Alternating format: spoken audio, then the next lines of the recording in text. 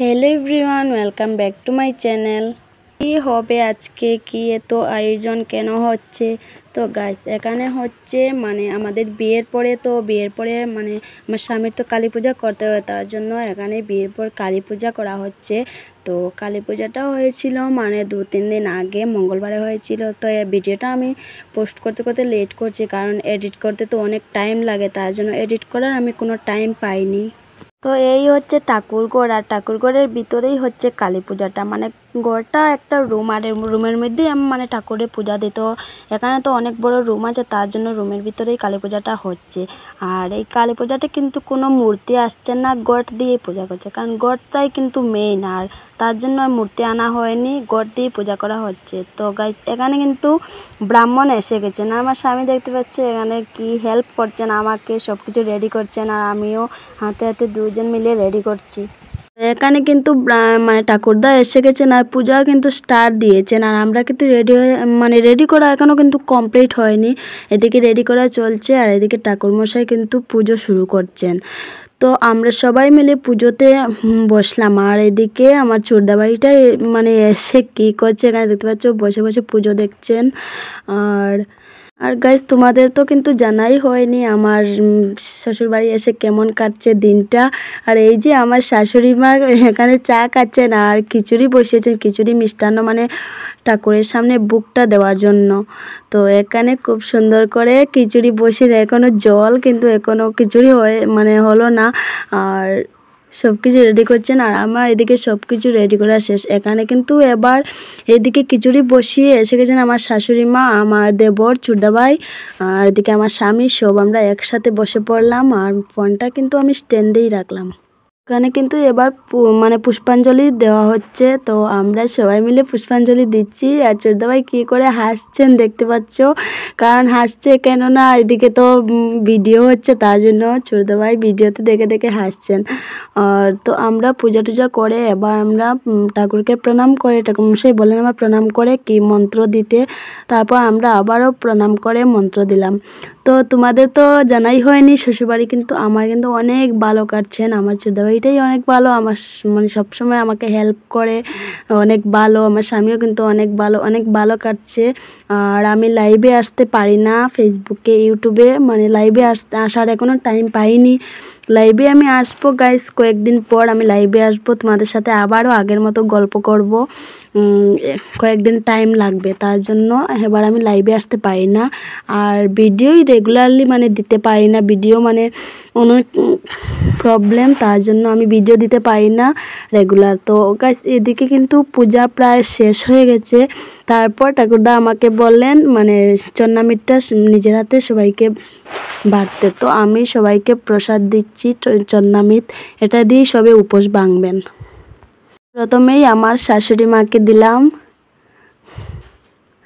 তারপর আমার স্বামী কোথায় আছেন ওকে আমি দিয়ে, তারপর চোরদাভাইকে প্রসাদ দিয়ে আমিও একটু উপোসটা ভেঙে নিলাম।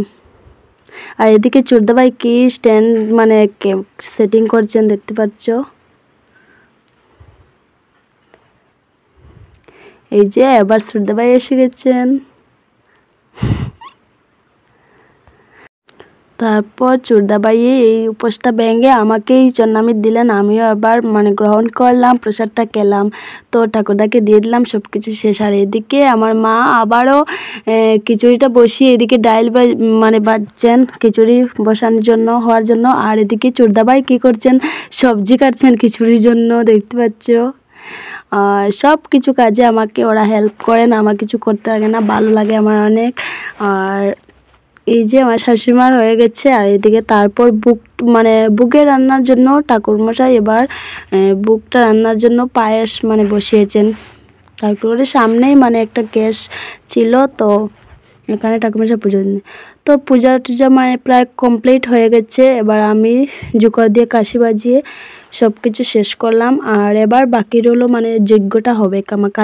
কালী পুজো করলে যজ্ঞ করতে হয়, তো যজ্ঞটা তো ঘরের ভিতরে আর হবে না, কি করে যজ্ঞ হবে, বাইরেই করতে হবে। ঘরে হওয়ার কোনো জায়গা নেই এমন, তার জন্য বাইরে যজ্ঞটা করতে হবে।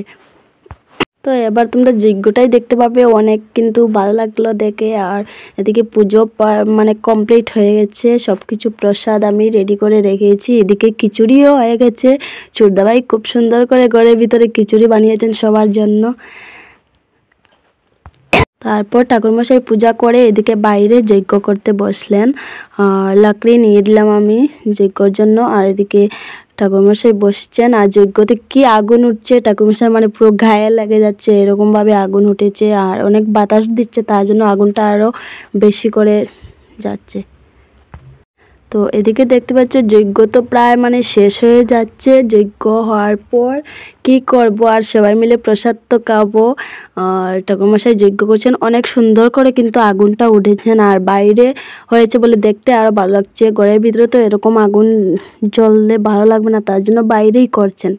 তো এবার সব কিছু শেষ হলো, তারপর আমরা প্রণাম করলাম ঠাকুরদাকে, ঠাকুরকে, সবাইকে প্রণাম করলাম। আর বুকটাই লাগলো। তো আজকের পূজার ভিডিওটা দেখে কেমন লাগলো অবশ্যই আপনারা সবাই কমেন্ট করবেন কমেন্ট বক্সে। তারপর আপনাদের কেমন খবর, কিভাবে চলছে, কেমন কাটছে, ইউটিউব কেমন চলছে, ভিডিও সবাই একটু কমেন্ট বক্সে কমেন্ট করবেন।